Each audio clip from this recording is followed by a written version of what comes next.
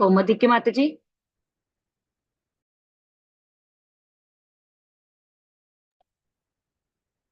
कोमदी की माता जी। ओके, दर्शनी माता जी, प्लीज प्लीज बोलो।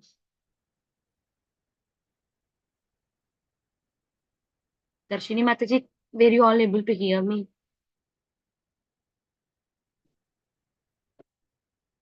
Yes, we can hear you, Mataji. Hare Krishna Mataji. Now I'm audible? Yeah, yes, माता जी, please take over, माता जी. कोमदी की माता जी is not unmuting. Okay, Mataji. Hare Krishna, dear devotees, Thanvat Pranams, all glories to Srila Prabhupada. Welcome to Bhakti Sangha Japa group. So thank you so much for your ecstatic chanting. I'm so sorry for interrupting your chanting. We'll move on to the next part of our session, that is Sita Ram Kalyanam. Today we'll be having the class given by His Grace Adi Gadadhar Prabhu. So before moving on to the class, would anyone like to introduce themselves? Hare Krishna Mataji, Dandvat Pranam, all glories to Srila Prabhupada. This is Neetu from Baltimore. Hare Krishna, Neetu Mataji, Dandvat Pranams, all glories to Srila Prabhupada. Please accept my humble obeisances. Welcome to the call, Mataji. Hare Krishna Mataji, Dandvat Pranam to you and all Vaishnavas, Srila Prabhupada, Srila Gurudev ki Jai, Vrinda. Hare Krishna Vrinda Gopika Mataji, Dandvat Pranams, all glories to Srila Prabhupada. Please accept my humble obeisances. Welcome to the call, Mataji. Hare Krishna, Darshini Mataji, Dandavat Pranam, all glories to Srila Prabhupada. This is Vinita Gandharvika Devidasi from College Station, Texas. Hare Krishna Vinita Gandharvika Mataji, Dandvat Pranams, all glories to Srila Prabhupada. Please accept my humble obeisances. Thank you so much for joining the call every day, Mataji. All glories to your services. Hare Krishna Mataji, Dandvat Pranam. Please accept my humble obeisances. All glories to Srila Prabhupada. This is Flavia from Douglasville, Georgia. Hare Krishna Flavia Mataji, Dandvat Pranams, all glories to Srila Prabhupada. Please accept my humble obeisances. Welcome to the call, Mataji. Hare Krishna Darshana Mataji, please accept my humble obeisances. Srila Prabhupada ki Jai, Guru and Gauranga ki Jai. This is Shivani from Ashburn, Virginia. Hare Krishna Shivani Mataji, Dandvat Pranams, all glories to Srila Prabhupada. Please accept my humble obeisances. Welcome to the call, Mataji. Hare Krishna Darshini Mataji, Dandvat Pranams, all glories to Srila Prabhupada. This is Sumi from Chennai, India. Hare Krishna Sumi Mataji, Dandvat Pranams, all glories to Srila Prabhupada. Please accept my humble obeisances. Welcome to the call, Mataji, and thank you so much for the ecstatic chanting. Hare Krishna Mataji, please accept my humble obeisances to Srila Prabhupada. This is Preeti Vilasing Devidasi from Atlanta. Thank you, Mataji, for the warm welcoming and the beautiful chanting. Hare Krishna Preeti Vilasini Mataji, Dandvat Pranams, all glories to Srila Prabhupada. Please accept my humble obeisances. All glories to your services. Thank you so much, Mataji, for arranging the call. Hare Krishna Mataji, Dandvat Pranam, all glories to Srila Prabhupada and Guru Maharaj. This is Sita Priti Devdasi from Pune. Hare Krishna Sita Priti Mataji, Dandvat Pranams, all glories to Srila Prabhupada. Please accept my humble obeisances. Thank you so much for joining the call, Mataji.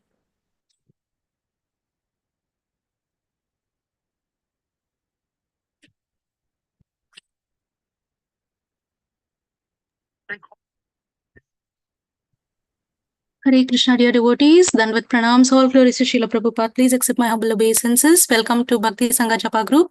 Today, we'll move ahead with the next part of our class, that is Sita Ram Kalyanam. The class will be given by His Grace Adi Gadadhar Prabhu. Before moving on to the class, I would like to read out Srila Prabhupada's quote for today.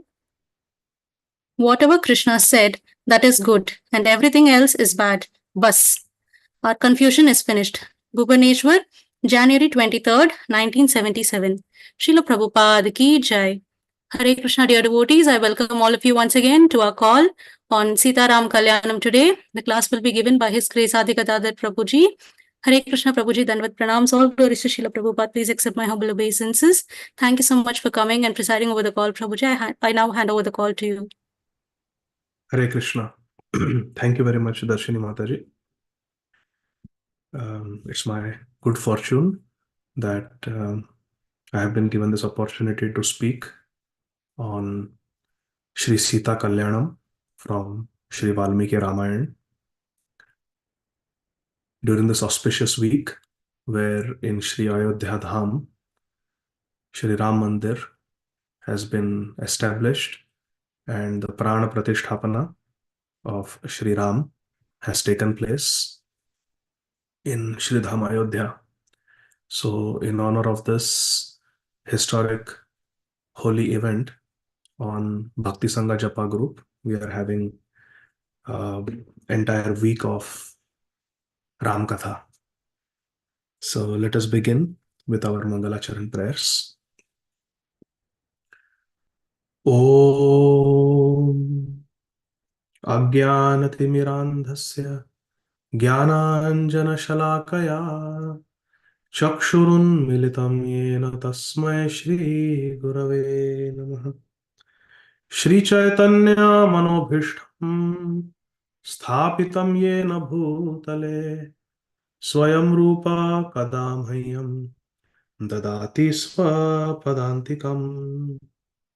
Vandeham Shri Guru Shri Yuta Padakamalam Shri Gurun Vaishnavamscha Shri Rupam Sagrajatam Sahagana Raghunathanvitam Tam Sajivam Sadvaitam Savadutam Parijana Sahitam Krishna Chaitanya Devam Shri Radha Krishna Padam Sahagana Lalita Shri Vishakhan Vitamscha Namam Vishnu Padaya Krishna Pristhaya Bhutale Shrimate Bhakti Vedanta Swami Niti Namine Namaste Saraswate Deve Gauravani Pracharine Nirvishesha Shunyavadi Paschatya Deshatarine Namam Vishnupadaya Krishna Pristhaya Bhutale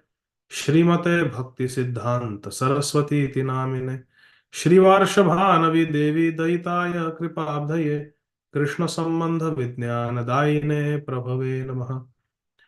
Namo Gaura Kishoraya Sakshad Vairagya Murtaye Vipralambha Rasambodhe Padambhujayate Namaha.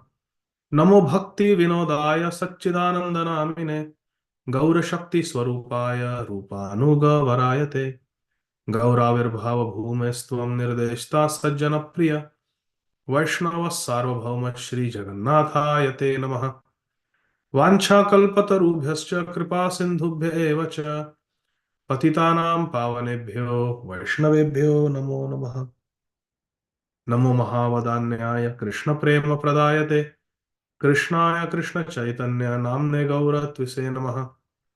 हे कृष्णा करुणा सिंधो दीनबंधो जगतपते गोपेश गोपिका कांत राधा कांत नमोस्तुते तप्त कांचन गौरांगी राधे वृंदावनेश्वरी वृषभानुसुते देवी प्रणमामि हरिप्रिये वृंदावनेश्वरी राधा कृष्णो वृंदावनेश्वरः जीवने निधने नित्यं राधा कृष्णो गतिर्मय कृष्ण प्रेममयी राधा राधा प्रेममयो हरि जीवने निधने नित्यं राधा कृष्णो गतिर्मम जय श्री कृष्ण चैतन्य प्रभु नित्यानंद श्री अद्वैत गदाधर श्रीवासादि गौर भक्त वृंद जय श्री कृष्ण चैतन्य प्रभु नित्यानंद श्री अद्वैत गदाधर श्रीवास आदि गौर भक्त वृंद हरे कृष्ण कृष्ण कृष्ण हरे हरे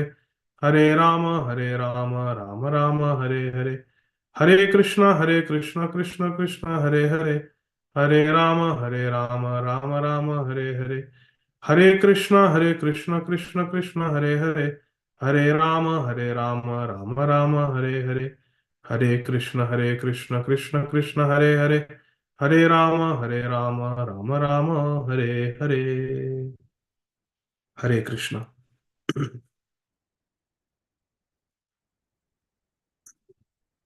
चरितं रघुनाथस्य शतकोटि प्रविस्तरम् एकैकमक्षरं पुंसां महापातकनाशनम् लोकाभिरामं रणरङ्गधीरं राजीवनेत्रं रघुवंशनाथं कारुण्यरूपं करुणाकरन्तं श्रीरामचन्द्रं शरणं प्रपद्ये मनोजवं मारुततुल्यवेगं जितेन्द्रियं बुद्धिमतां वरिष्ठं वातात्मजं वानरयूथमुख्यं श्रीरामदूतं शरणं प्रपद्ये कूजन्तं राम रामेति मधुरं मधुराक्षरम् आरुह्य कविताशाखां वन्दे वाल्मीकिकोकिलम्. Hare Krishna, dear devotees. Today we will discuss about the very sweet and divine pastime of Sita and Ram getting married. Shri Sita Kalyanam, or the Vivaha of Shri Sita and Shri Ram. This happened thousands of years ago on this very planet Earth. And this is described very beautifully in the different renditions of the Ramayana. The most original and foundational description of Shri Ram Katha is Shri Valmiki Muni's Ramayana. And we will be speaking from Shri Valmiki Ramayana today. There are other authentic, very sweet renditions of Shri Ramayana. For example, there is the Adhyatma Ramayana, which is attributed to Shri Vyasadeva himself. There is also a brief summary of Ramayana in the 9th canto of Srimad Bhagavatam. And very, very popular in North India is Goswami Tulsidas Ji's Shri Ramcharitmanas, which has over the generations brought thousands and thousands of faithful devotees to the path of Shri Ram Bhakti. So we offer our obeisances to all these great personalities who have given this world the nectar of Shri Ram Katha. In Shri Valmiki Ramayana, it is described the appearance of Ram, Lakshman, Bharat and Shatrughna as the sons of Maharaj Dasaratha. Ram, Lakshman, Bharat and Shatrughna, they grew up in a very loving atmosphere in the palace of Maharaj Dasaratha. He had 3 principal queens, Mother Kausalya, Kaikeyi and Sumitra. Sumitra had 2 sons, Lakshman and Shatrughna. Kaikeyi's son was Bharat, and Mother Kausalya gave birth to Shri Ram. Sumitra's both sons devoted themselves as das, as servants. Sumitra had 2 sons, and both the sons did not have any ambition of becoming prominent, becoming powerful, or ascending the throne in any capacity. They had no desire. Sumitra had 2 sons, Lakshman and Shatrughna. Lakshman from the beginning devoted his life to the exclusive service of Shri Ram. And Shatrughna devoted his life to the exclusive service of Bharat. Imagine there are 3 queens and 1 queen has 2 sons who decide that we just want to be servants. How sweet is that? So these 4 brothers, they grew up in Ayodhya, much to the delight of all the Ayodhya Vasis, all the queens of Maharaj Dasaratha, all the inhabitants of the capital city, Ayodhya. And when Ram was just a young teenager, the very powerful Rishi, Shri Vishwamitra Muni, came to Ayodhya.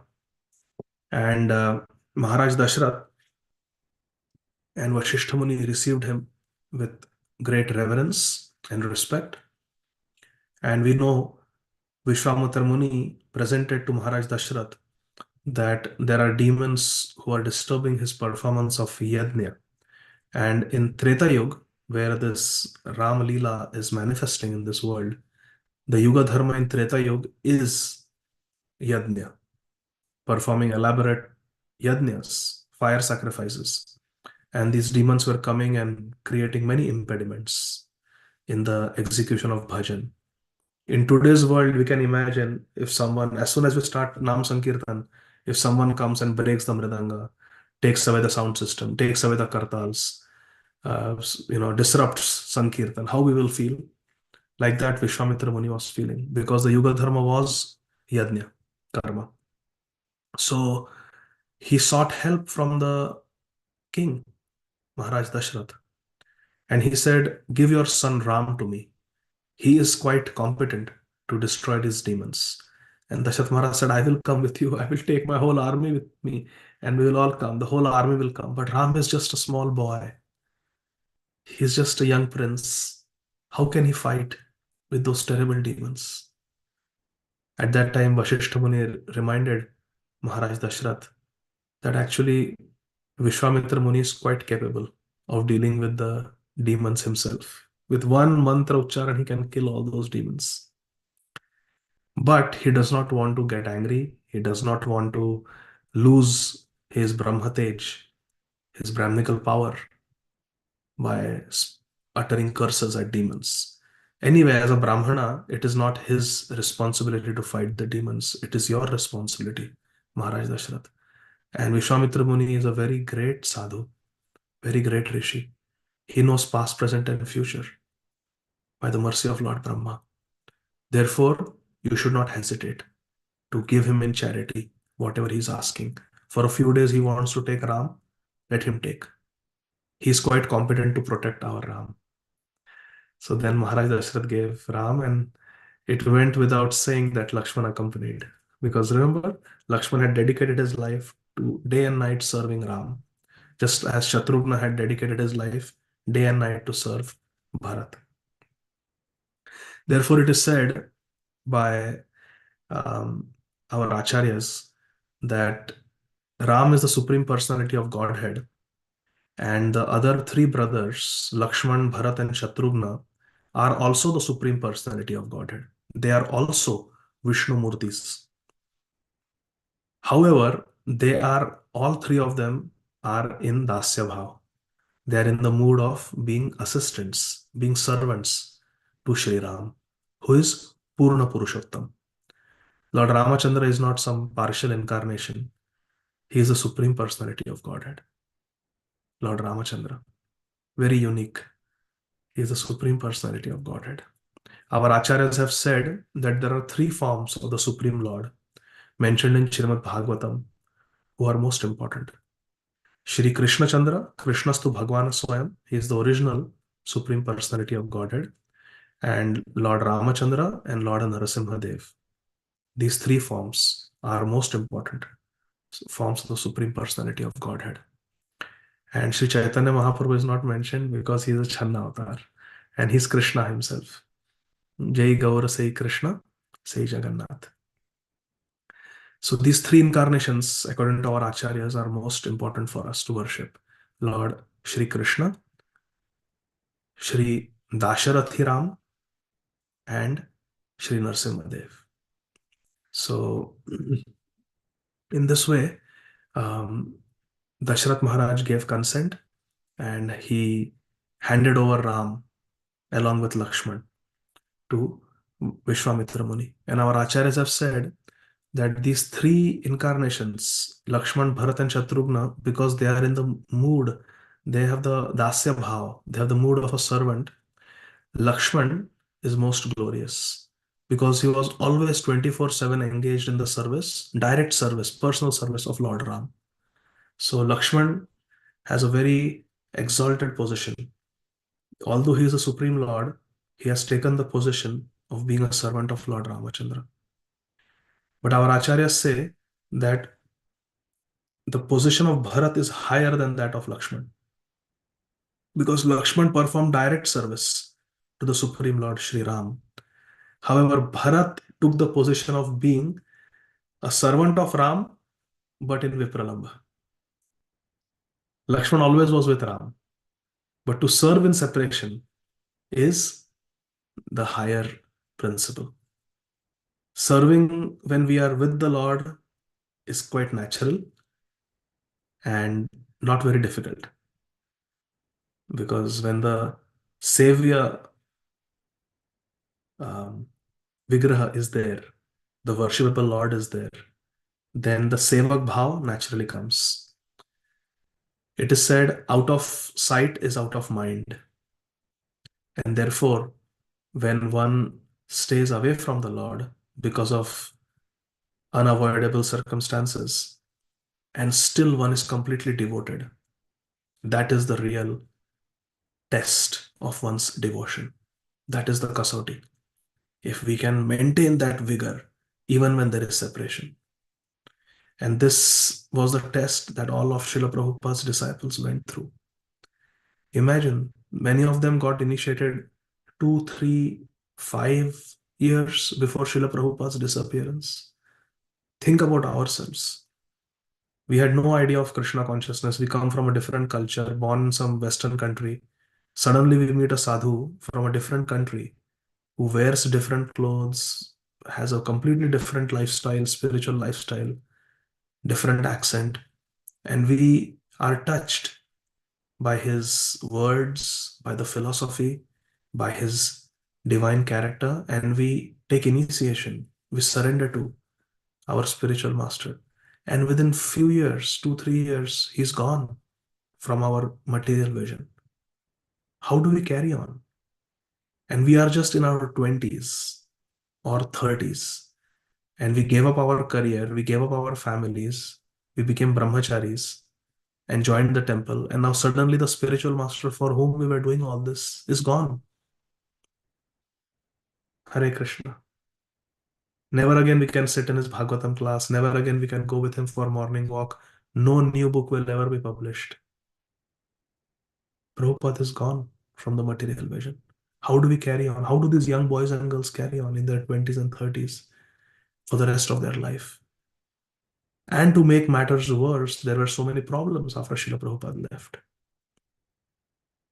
Every decade, there was a problem. There was a zonal acharya system. So many devotees left. There were litigations. So many problems came. But the devotees who stayed in the movement, devotees who remained faithful to Srila Prabhupada, devotees who went deeper and deeper in their Krishna consciousness and in their relationship with Srila Prabhupada, devotees who took greater and greater responsibilities in ISKCON, responsibilities as temple presidents, responsibilities as gurus, responsibility as GBC, those who took responsibility, those who took shelter of the process of Krishna consciousness, those who did Vipralambha Seva, service and separation, they became most glorious, most exalted. And they continued the dhara of the parampara. They continued the disciplic succession. They became the next acharyas. And the parampara continues today. And it's going from strength to strength. ISKCON as an organization is becoming stronger and stronger, more and more mature, more and more organized. Challenges are there in the material world, and they will be there in any corporation or any spiritual organization. There will be problems, there will be challenges, because it's the material world and we have material conditionings. Even though we are spiritualists, even though we are on the path of spiritual progress, we bring our material baggage with us, and that creates contamination in the organization, and there will be problems from within and from without. But ISKCON as an organization, Sri Chaitanya Mahaprabhu's mission is growing in strength. It is becoming more and more popular. And the institution, ISKCON, is becoming more and more mature as time goes by. So this is very heartening to see. And this is because Srila Prabhupada's disciples, the sincere ones, all of them were sincere, but the more sincere ones, they did Vipralambha Seva. They remained faithful to Srila Prabhupada's teachings even when they had reasons to deviate. They maintained their enthusiasm even when there was justification to lose enthusiasm. And they maintained their faith even in the midst of so many challenges, tragedies, and reversals. So to serve one's object of service, to serve the Savior Vigraha, the worshipable Lord, in separation, is the real test of devotion. Bharat Maharaj had every reason to forget Ram. 14 years is a long time when you are in power and you have absolute power. But to not get attached to the position of being a king of Ayodhya for even one day, forget one day, forget an hour, even for a moment, Bharat never considered himself the king. Shri Ram's Paduka are the king, and I am the Sevak. Lord Rama Chandra slept on bare earth with just some little sheet of leaves that Lakshman would prepare for him during Vanvas. And Bharat slept on the bare ground, one level below Ram. Ram ate fruits and roots. Phala mula shinodanto tapaso brahmacharino putro Dasaratha saito bhrataro Rama Lakshmano. Ram and Lakshman in Vanvas, they were practicing brahmacharya and they were eating phala mula, fruits and roots. But Bharat simply drank cow urine, some barley mixed in cow urine. He was doing everything more than Ram. He was more austere than Ram. How can a servant live a lifestyle more opulent than one's master? Is it possible? And Bharat did that. Lakshman also did that. Lord Ramachandra and Srimati Sita Devi, at least they would take rest. Lakshman would stand guard even at night. He gave up sleep. So the Sevak always does more austerity than the master. And therefore, Srila Prabhupada many times would chastise the devotees for sleeping at night. So, I am keeping awake at night. I am translating. How can you sleep? He would sometimes ring the bell. And what are the devotees doing? Get up. Chant. Read. To teach us this principle that a sevak should always be more austere than the master.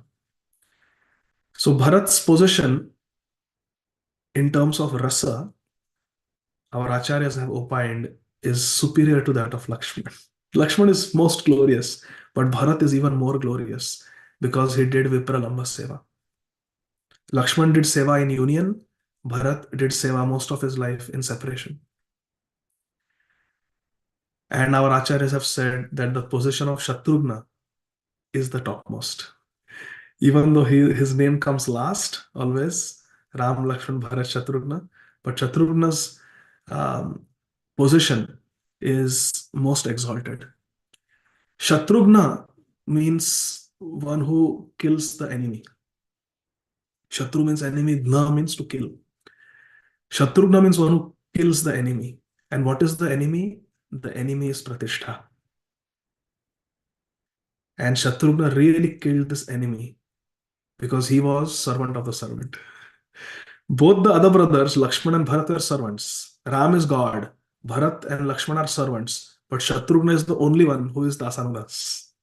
He is servant of Bharat, who is servant of Ram.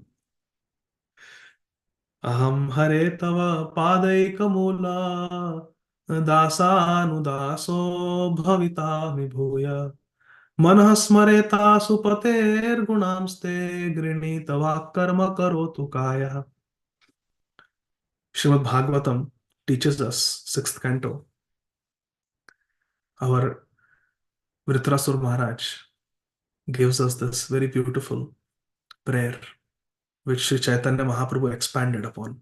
Gopi Bharturpada Kamalayar Das Dasanudas. It comes from Bhagavatam. Aham Hare Tava Padai Kamula. Our greatest problem is what?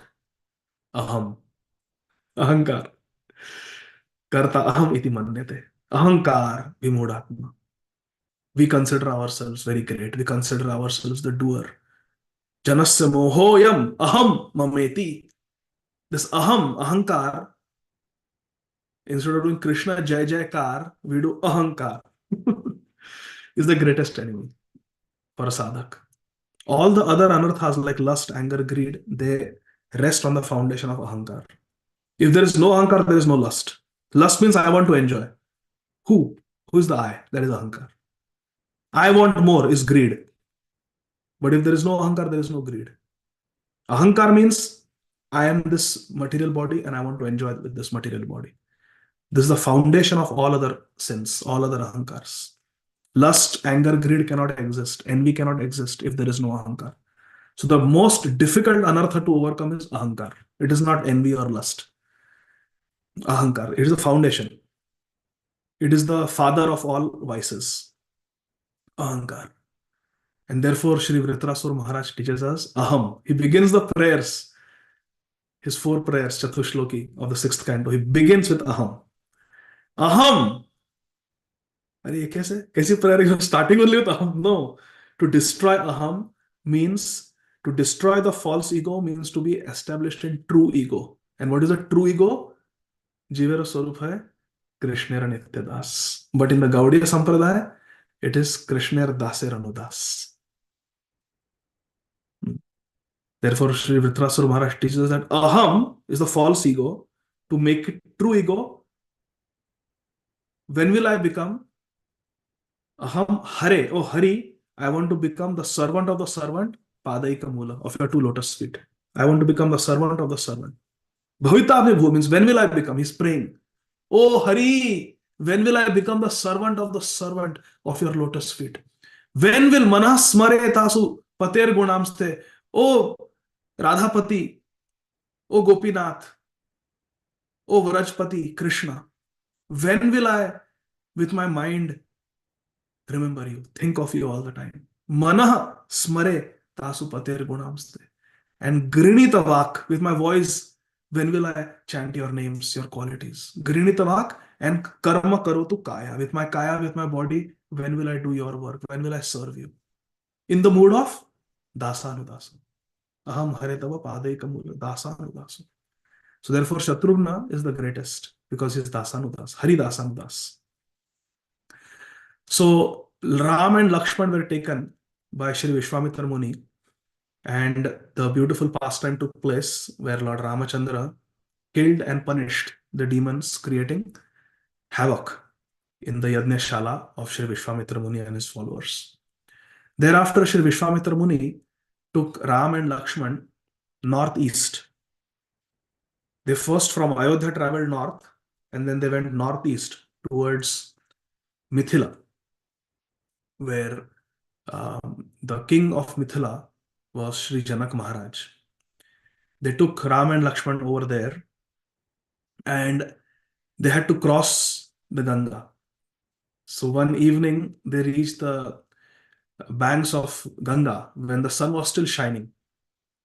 And Sri Valmiki Ramayana describes that the Ganga, because the sun was there, Vishwamitra Muni, Ram and Lakshman are here, the sun is there, and the Ganga is flowing like this. It looked, by the sun rays shining on the shimmering waves of Ganga, it looked as if Ganga is a streak of pure gold. The sunlight, streak of pure gold. And Vishwamitra Muni told Ram and Lakshman, this is Shri Ganga Devi. So they went, they offered their obeisances, they did Achaman, and they sat down on the banks of the Ganga. By chanting mantras, they created a holy fire, and they sat around the fire. 3 of them, Vishwamitra Muni and his 2 disciples, Ram and Lakshman. And Shri Ram inquired from Shri Vishwamitra Muni that, "O Munivar, please tell me the story of Gangaji. How did Shri Ganga come on this earth planet? I have heard that she flows in the heavens also, Akash Ganga. And I have heard that she even goes down to Patal Lok to purify. So can you please tell me the story of Gangaji? And Vishwamitra Muni in great detail told the story of Mother Ganga. And it is described in Valmiki Ramayana. And just like it is described in Srimad Bhagavatam, it is described in great details by Sri Valmiki Muni, by Sri Vishwamitra Muni to Ram and Lakshman, as described by Sri Valmiki Muni. So after hearing the glories of Mother Ganga, Ram and Lakshman, the narration was so mesmerizing, it was so breathtaking that Ram and Lakshman told Vishwamitra Muni that Munivar, please keep telling us stories about different sadhus, different rishis, different devotees, Gangaji. We just want to hear Shivji. We want to hear their stories. Please keep telling us. And the whole night passed. Usually in their travels, Vishwamitra Muni would sit down at the end of the day and Ram and Lakshman would inquire some spiritual questions and Vishwamitra Muni would give answers. And then Ram would request Vishwamitra Muni that you please take rest now. And Lord Rama Chandra 1 foot, Lakshman 2nd foot. They would sit at the feet of Sri Vishwamitra Muni massaging his lotus feet. And when Gurudev would take rest, after Gurudev was resting, then Ram and Lakshman would lie down. And they would wake up before Vishwamitra Muni every night. But this night, they kept speaking. They kept talking all night. And Vishwamitra Muni was telling so many amazing stories from the Vedas and the Puranas. In the morning, they took their bath in the Ganga. They again did their morning sacrifice, which was the Yuga Dharma. They chanted their Vedic prayers, mantras, and then they proceeded to a shallow part of the Ganga where all the sadhus, they were picking up their dhoti and crossing Gangaji. Gangaji, out of her mercy, became very shallow at one part. So Vishwamitra Muni said, let's cross over there. So Ram and Lakshman, they are young boys, they held their bows up so the bows will not get wet. And they also tied their silk dhoti little up and then they also crossed Gangaji. All three of them, Vishwamitra Muni, Ram, Lakshman, crossed Gangaji and they proceeded northeast towards Mithila, which is near the India-Nepal border. And as they started approaching Mithila, they noticed that the forest path on which they were walking now suddenly became paved with stones. In the forest, there are no roads. They were just walking. But they saw that now the pathway where they were walking, suddenly it was paved with stones. They understood that, oh, we are entering an urban area. Sri Valmiki Muni is such an expert storyteller. He says that the beautiful large forest trees were replaced by very nicely planned gardens. The forest animals and their sound, the forest birds and their chirping sounds were replaced by the clamor of the city noise and the playful noises of the children playing in the parks of Mithila. And one thing remained same. In the forest also, every now and then there were ashrams of rishis who chanted Vedic mantras. And Sri Valmiki Muni describes when Vishwamitra Muni, Ram and Lakshman, they entered Mithila, the sounds of recitation of Vedic mantras continued because Janak Maharaj also had so many wonderful Brahmanas who were reciting mantras. When they came, many rishis and sadhus who lived in Mithila, the capital city of Janak Maharaj's kingdom, came to greet Vishwamitra Muni because the word had reached that the great Muni is coming to Mithila. And they said, the king is eagerly waiting your arrival. Please come straight to the palace of Janak Maharaj. So the sadhus, rishis and some ministers of Janak Maharaj, they ushered Vishwamitra Muni, Ram and Lakshman to the forest, to the palace of Janak Maharaj. So suddenly from the forest, now they have come to the city of Janak Maharaj. And Janak Maharaj is standing outside the palace, eager to receive Vishwamitra Muni. And he's surprised, he's very curious to see who these two boys are with Vishwamitra Muni. And Janak Maharaj looks closely and thinks that these boys look like some gods.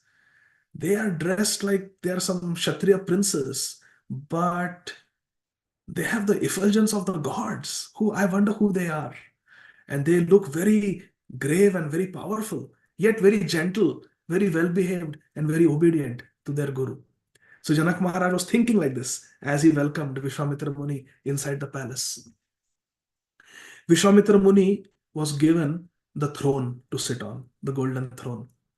And Janak Maharaj personally, with very fragrant, pure water, bathed the lotus feet of Vishwamitra Muni and massaged them, and took the Charanamrit and sprinkled it upon his head, on the heads of all his ministers and family members. Then, when Vishwamitra Muni was very nicely welcomed by Janak Maharaj and offered Charan Seva and also Arati, Janak Maharaj requested Vishwamitra Muni and Ram and Lakshman to sit. And Vishwamitra Muni decided to sit on the ground. So Janak Maharaj gave a very soft silk asan, 3 asans for all 3 of them to sit. So they sat, and Janak Maharaj also sat on the floor with them.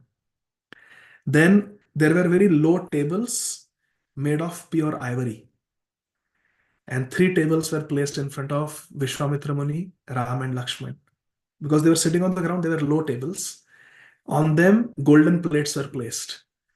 And then Janak Maharaj personally served very nice food, prasad, that had been cooked in pure ghee to Vishwamitra Muni, Ram and Lakshman. And Ramayana describes that all 3 of them ate heartily. They had been traveling through the forest for so many days, they were tired, and they ate heartily. And Janak Maharaj's great joy was to give them more, serve them more. After eating to their full satisfaction, Janak Maharaj inquired from Vishwamitra Muni that, "O Munivar, it is my great good fortune that you have come to my kingdom. Darshane pavitra karo, ei tomar gun." Great devotees like yourself, wherever you go, tirthi kurvante tirthani. You make places of pilgrimage simply by being there. So I'm very grateful that you have come to my kingdom. Today my family, my kingdom, everything has become successful because you have come and given us a chance to offer you some hospitality. This palace belongs to you, and it would be my great pleasure if you stayed in my palace tonight. But I have one question. I want to know who these 2 boys are. Please tell me in detail. So Vishwamitra Muni, very happy that he had been received so graciously, so respectfully, according to the Vedic customs, by this great Mahajan, Shri Janak Maharaj, one of the 12 Mahajans. Vishwamitra Muni was most pleased to give the full background story of Ram and Lakshman. He started from the greatness of Maharaj Dasaratha and how these 4 brothers were there, and how the demons were creating disturbance in the Yajna-shala of Vishwamitra Muni, and how he went to the king for help, and Dasaratha Maharaj gave his sons. They came and they punished and killed the demons. So after giving this Ram Katha to Janak Maharaj was very pleased. At this time, the sun was about to set, and it was time for Janak Maharaj to do his Gayatri. So Janak Maharaj, just see, Janak Maharaj spent so much time with them, but when it was time for his bhajan, Valmiki Ramayana describes, he folded his hands and he said, "O Munivar, I beg permission from you. It is now time for my evening seva. So you take rest, you stay in the palace, and whatever you need, you tell us. We are at your disposal, we are at your service, but please give me permission so I can go and do my sadhana." It was so beautiful. So then Vishwamitra Muni says yes, and then Janak Maharaj leaves and he does his evening sadhana. Now, next day morning, early morning, Janak Maharaj, after performing his morning sadhana, he's ready in the service of Vishwamitra Muni. And he comes to Vishwamitra Muni and says, "O Munivar, please tell me what service I can do for you today."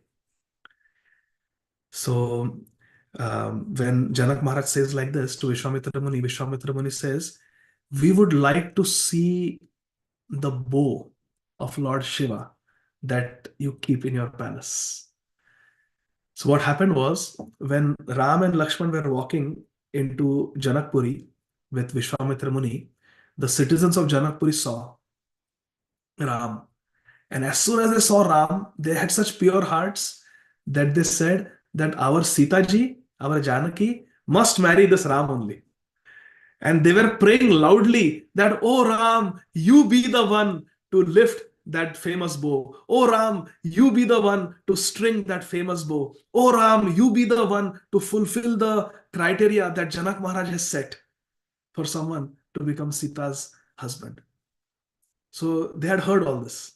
So then Vishwamitra Muni said, "If it pleases you, Janak Maharaj, please bring that bow. I would like Ram to see that bow." Janak Maharaj also, since the time he had seen Ram, in his heart he was praying that, "I wish he becomes my son-in-law. I wish he becomes my son-in-law. I cannot think of anyone who is qualified to marry Janaki other than this young prince. Look how beautiful he is. Look how well formed each and every limb of his body is. Soft and curly hair, just like my Janaki's. Beautiful Kamala Lochan, beautiful his lotus eyes, just like my Janaki." He was comparing everything to Janaki. But in Janak Maharaj's heart, he was still thinking that Janaki, my Janaki, is more qualified than Ram. You know why? Janak Maharaj was thinking that Ram had a birth from a mother, but my Janaki, she was divine. She didn't have a birth from a human being. So in all criteria, they are well matched, but then my Janaki wins. She is more qualified than Ram because she didn't have a human birth. She just came in the burrow in the when the Yajna was being plowed.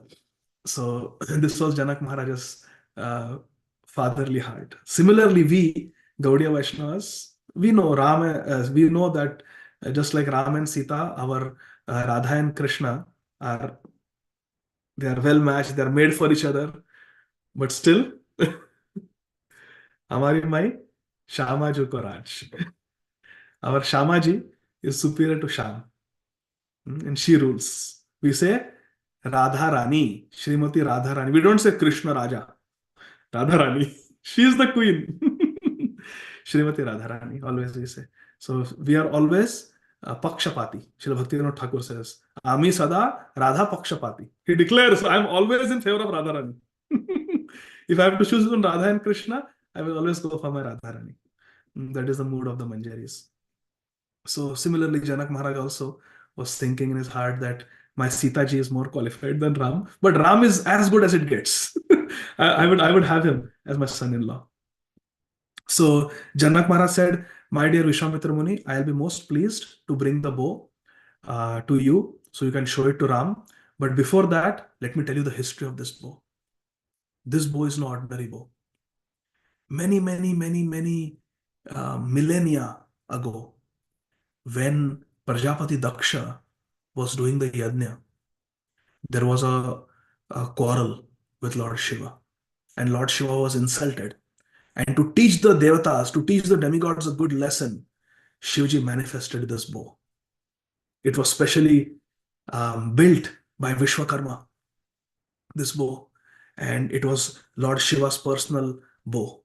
Lord Shiva manifested this bow and held it high in the Yajnashala of Prajapati Daksha and declared, "With this bow, today, I will sever the heads of all the devatas who have supported Prajapati Daksha.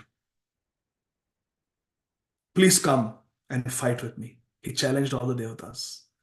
When all the devatas saw Rudra Swarup, the angry form of Lord Shiva, they realized that Lord Shiva can destroy the whole world. He is the destroyer of the whole world. Nothing can stand before him. Who are we? So they fell at his lotus feet and offered beautiful prayers to Lord Shiva. And he's Ashutosh. Very quickly, he gets satisfied. So he kept the bow side and said, "Okay, I forgive you. I will not kill you." He's Bhole Baba. He's very Bhola. He gets angry and then he becomes pacified also very quickly. He gets angry for our benefit because the demigods are supposed to worship Lord Shiva, supposed to respect Lord Shiva. And when they were saying, "We will not give him a share in the sacrifice," Shivji said, "I will kill all of you." So they offered prayers, begged forgiveness, and Shivji said, "Okay, no hard feelings. It's okay. I put my bow down." And he gave the bow to the demigods. "Here, you keep the bow." Shivji gave that bow to the demigods. You can use it to fight the demons. Now, many years later, there was an ancestor of Janak Maharaj's by the name Devaratha. And he was called by the demigods to fight against the demons once when there was a fight between the demigods and the demons. And he went and he fought very bravely on the side of the demigods against the demons. And the demigods were very pleased with Devarat Maharaj. And they, as a gift, gave him the Shiv Dhanush. They said, you cannot pick it up and you cannot use it. Even we cannot use it. Only Shivji can use it. It's so powerful. But this Dhanush, Shiv Dhanush, is non-different from Shivji. So you keep it in your kingdom, worship it, and all auspiciousness will come upon you. So Devarat Maharaj brought that Shiv Dhanush to Janakpuri. And since then, Janak Maharaj is telling the story to Vishwamitra Muni and Rama and Lakshman. Since then, that Dhanush is with me. Different versions of Ramayana say different things, but hundreds of men were required to simply push the huge cart on which the Shiv Dhanush was kept. It was kept on a big cart with wheels, and wheels are easy to push. But just to push that cart on which the Shiv Dhanush was kept, it took hundreds and hundreds of strong bodybuilder men to do it. And when Janak Maharaj called for the Dhanush was brought by hundreds and hundreds of strong men pushing the cart. It was a cart made of solid iron. And on top of the cart, there was a solid iron box where the huge bow of Lord Shiva was kept. And it was locked. So it was brought. And then Vishwamitra Muni said, can we have darshan of this bow? And Janak Maharaj said, yes, you can, you may. I will certainly be happy to give you darshan. But before that, there's another story I want to tell you. Many, many years ago, when Janaki appeared in our family, in the Yajna-shala, she appeared and I raised her as my daughter, Shripad Narad Muni came to Janakpuri. And he did the kundali of Sita ji. And he looked at the chart and she said, oh, she is Lakshmi. Her eternal husband is Lord Vishnu. Only Vishnu can marry her. This was the prediction of Narad Muni. Now, when I heard this prediction that only Vishnu can marry, I thought, how do I make sure that only Vishnu marries? So then I thought that I should put a condition that anyone who can pick up the Shiv Dhanush and string it will be the husband of my daughter Sita. Because I know that no human being, no Rakshas, no Devata can do this. Because Shivji is Mahadev. Sab Devo ke Dev hai, Mahadev, Shivji. So no demigod, no Rakshas, and no human being can string this bow. Only Shivji can string it. And Shivji is not coming because Shivji is married to Mother Parvati. So the only other person who can do this feat is Lord Vishnu.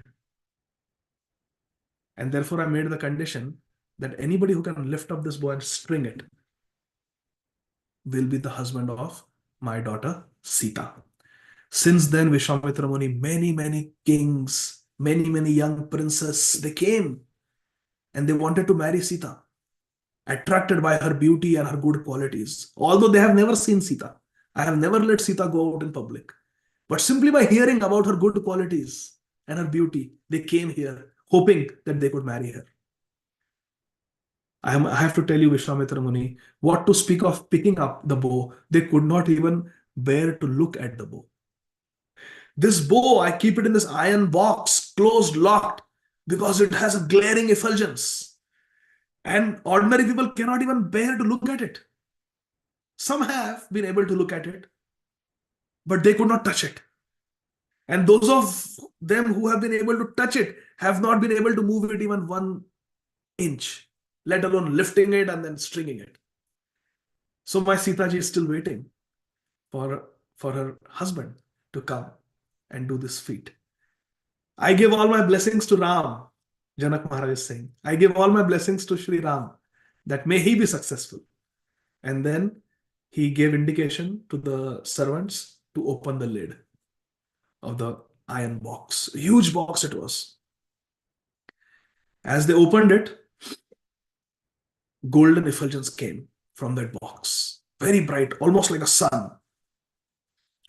Shri Ram, he folded his hands and bowed down to Janak Maharaj, folded his hands and bowed down to his guru, Shri Vishwamitra Muni. And when he looked at Vishwamitra Muni indicated that, yes, go ahead. So then Ram, he bowed down to the arrow of Lord Shiva. He circumambulated the Shiva Dhanush. After circumambulating, he looked at the bow. It was such a beautiful bow. Valmiki Muni describes it was a bow made of very pure horn. Horn. We don't know where the horn, maybe Nandi's horn. We don't know. It was made of pure horn. And it had carvings of different pastimes of the Devatas. Like Indradev killing Vritrasur. All those, they were engraved. Beautiful, beautiful leelas were engraved throughout the bow. The bow was studded with innumerable precious gems like pearls and diamonds. And it had many beautiful small golden and silver bells on that bow also. And it was very, very effulgent. And it came with a very powerful string, which was supposed to be tied to the bow, but it was not. The right person was supposed to tie. So Lord Rama Chandra, he tied the string to one end of the bow. With his left hand, he held the center, the very center of the bow. And very easily and very quickly, he picked it up, the bow. And then, in his right hand, he held the other end of the string.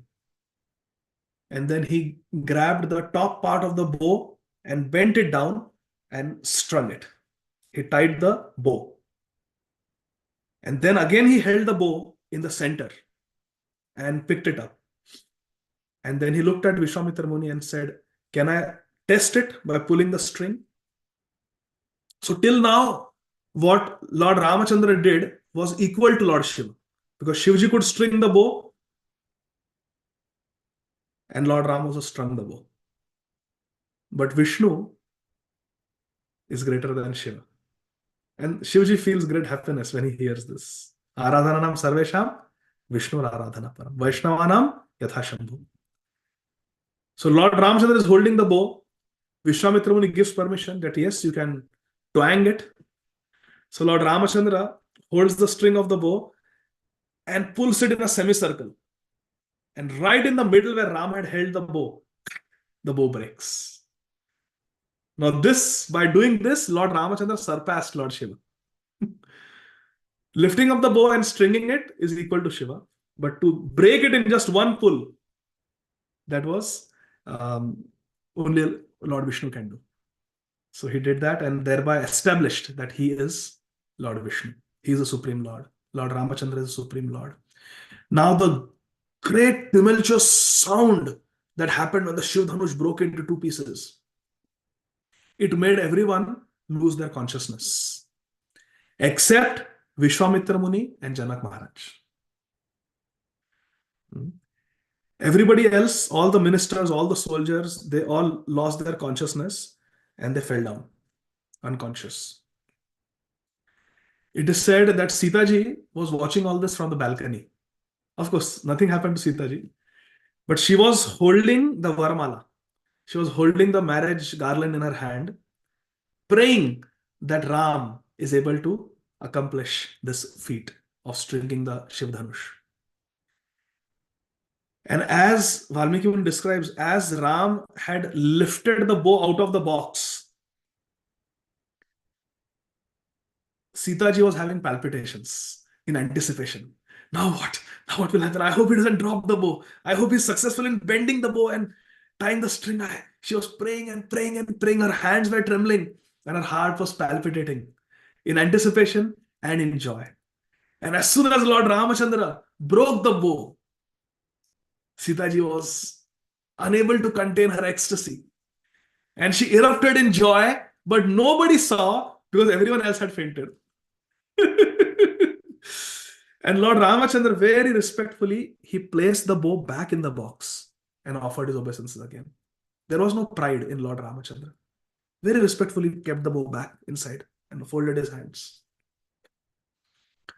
Actually, it was Shivaji's way of telling Janak Maharaj that, see, I am going to break. This is your daughter's husband. So Sita ji came down and stood behind her father, behind Janak Maharaj. And Janak Maharaj was so ecstatic to see that Ram had succeeded in accomplishing what no one else could do. And he told Vishwamitra Muni that I accept Ram as my son-in-law. And then he indicated to Sita ji, and Sita ji went and placed the garland around Lord Ramachandra's neck. And then again stepped back and went behind her father. Because still now the Vivaha has not happened. No? So then Janak Maharaj said that I want this marriage ceremony to happen as soon as possible. And he told his ministers that immediately go to Ayodhya and bring Dasaratha Maharaj here. And my brother Kushadhwaja, he also has two daughters. I have two daughters, Sita and Urmila. And my brother Kushadhwaja, he also has two daughters, Mandavi and Shrutakirti. So go and bring Dasaratha Maharaj, Bharat and Shatrughna also. Because it is my desire, O Vishwamitra Muni, that I want to hand over Urmila to Lakshman, Mandavi to Bharat, and Shrutakirti to Shatrughna. So let's get my four daughters and Dasaratha Maharaj's four sons married as soon as possible. So the ministers left, and it is described in 3 days they reached from Janakpur to Ayodhya. And Vasishtha Muni, Dasaratha Maharaj, and Bharat, Shatrughna, all the principal ministers and residents of Ayodhya, all the important people, they made a big group, and within a few days they left from Ayodhya to come to Janakpur. Till then, Sita and Ram are in Janakpur waiting for their marriage. You can only imagine how much their anticipation must have been. The marriage is fixed, but they are not married yet. And they are eternal husband and wife. So they are waiting, and then Dasaratha Maharaj comes, and because it's such a big group, it took 7 days for Dasaratha Maharaj to come. The ministers took 3 days, Valmiki Ramayana describes, but Janak Maharaj took 7 days because it was a big procession. So they all came to Janakpur, and our Janak Maharaj had prepared residential quarters for everyone, and a grand reception was arranged for Dasaratha Maharaj. And then Dasaratha Maharaj and Janak Maharaj sat together along with Vasishtha Muni and Vishwamitra Muni, and they spoke about the marriage. That it has been decided, and all the 4 brothers and all the 4 sisters, we will get them married. And then they described their Vanshavali. Janak Maharaj narrated his own lineage, and Vasishtha Muni described the lineage of Dasaratha Maharaj. Because marriage is not just the union of a man and a woman. Marriage is the union of 2 families. It is 2 families. So the marriage of Sita and Ram was really the most perfect marriage. And then the marriage date was fixed, and Vasishtha Muni himself presided over the marriage ceremony. It is described that a big hall was erected made of pure white marble, and the pillars were made of solid gold. All the paraphernalia for the yajna were made of pure gold. And a single fire was created for the marriage. There are 4 marriages, but only 1 fire was created. 1 yajna was created. And Sita and Ram, Lakshman and Urmila, Bharat and Mandavi, and Shatrughna and Shrutakirti, they circumambulated the fire together. All the 4 couples, they circumambulated the fire yajna together. And they did it 3 times. 3 times. Valmiki Ramayana describes. 3 times they did, and they exchanged their garlands. And the Pani Grahan Samskar was conducted in this way. Our Valmiki Ramayana describes I wanted to read one particular verse from Valmiki Ramayana, which was spoken by Janak Maharaj. This is Sri Valmiki Ramayana, Canto 1, which is the Balakhanda, chapter 73, Sarga 73, and this is text 33. Iyam Sita Mama Suta Saha Dharma Charitava Praticha Chainam Bhadram Te Panim Grinishwa Panina. Janak Maharaj said, after bringing Sita ji in front of the sacred fire facing Raghupati, while doing the Kanya Dan, Janak Maharaj spoke this verse. Iyam Sita Mama Suta Saha Dharma Charitava Praticha Chainam Bhadram Te Panim Grinishwa Panina. Janak Maharaj said, here is Sita. Here is Sita. Iyam Sita. Here is Sita, my daughter. Mama Suta. Accept her as your Dharma Patni. Saha Dharmachari Tava. Janak Maharaj is telling Ram that accept her as your Dharma Patni.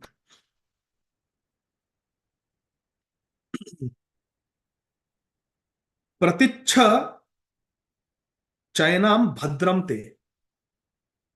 May there be all auspiciousness for you. May she bring all auspiciousness to you. And Te Panim Grinishwa Panina.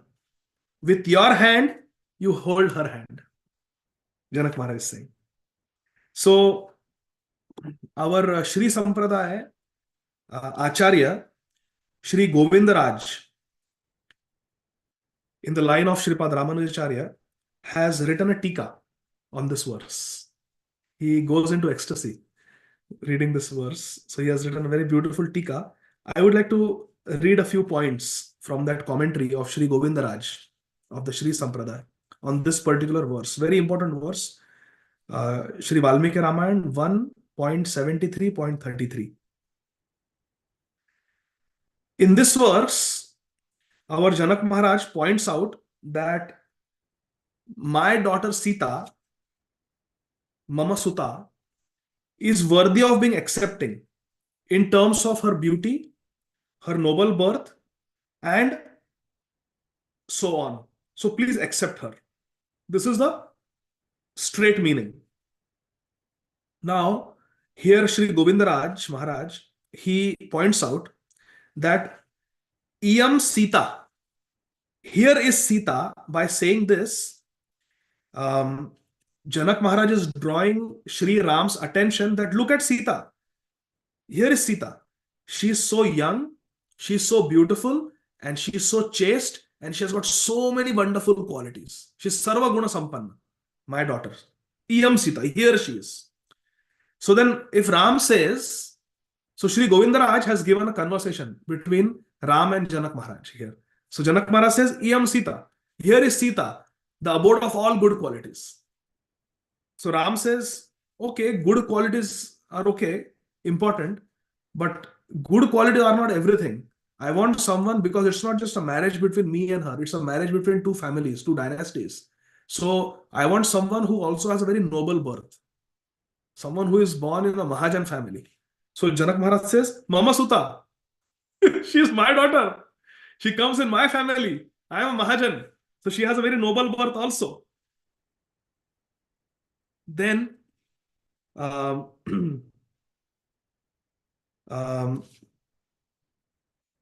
next is Saha Dharma Charitava, that she will be your accomplice in all the Dharma Kriya, all the puja, all the yajnas that you will do, Ram, she will be your partner.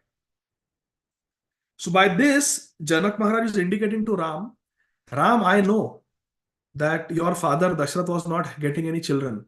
He was not getting any sons. and therefore he got the Rishashinga Rishi and did that yajna, and as yajna fal, you were born, you appeared. I know all that you appeared from the womb of Kausalya Nandan Ram. But let me tell you, even I have done many, many austerities. I have done more austerities than your father, Dashrath. He says that Dashrath Maharaj did austerities to get you as a son. I, Janak Maharaj, I did austerities to get Sita as my daughter. I was doing that big yajna, and I also got her as yajna fal. But you had a uterine birth. My Sita had a non-uterine birth. She was not born like a mortal. She appeared directly in the yajna shali, directly came from Mother Earth, who is very pure. And my dear Ram, let me tell you, your father Dashrath only did tapasya to get you as the son. I did tapasya to get Sita as my daughter, and I did tapasya to get you as my son-in-law also. Therefore, Dharmachari, that she will be with you in all the Dharma Kriya, because we are very dharmic people. Your father only did tapasya to get you as son, but I did tapasya to get her as daughter, and then to get you as my son-in-law. I'm always praying, always doing tapasya. So therefore, she'll be Saha Dharma Charitava. She'll participate with you in all the Dharma Kriya. Also, another reflection, another realization that Sri Govindaraji gives here is that what if Ram says, here in the first phrase, that Iyam Sita, here is Sita who is very beautiful. Ram will say that no, I just don't want someone who is very beautiful. What will I do with a beautiful wife? That is sense gratification. I want a wife who will participate with me in all the Dharma Kriya. So therefore, immediately, Janak Maharaj says, Saha Dharma Charitava. Yes, she will, don't worry. She will participate in everything, all the Dharma Kriyas with you. She'll be with you not just in material enjoyment, but also in spiritual practices. She'll be your constant companion. Saha Dharmachari. So, in this way, very beautiful tika has been made by our Acharya, Shri Govindaraj, in this connection. And in this way, the Sita Kalyanam took place. The description is quite elaborate, but we are already 8 minutes over. I also wanted to describe the advent of Sita and Ram into Ayodhya, their journey, their meeting Parshuramji on the way, and how Ram Chandra became Jamajagna, who won over the son of Jamadagni, Maharaj Shri Parshuramji Bhagwan. So, but we don't have time, so I will stop here. But in this way, they got married after staying for a few more days in Janakpuri.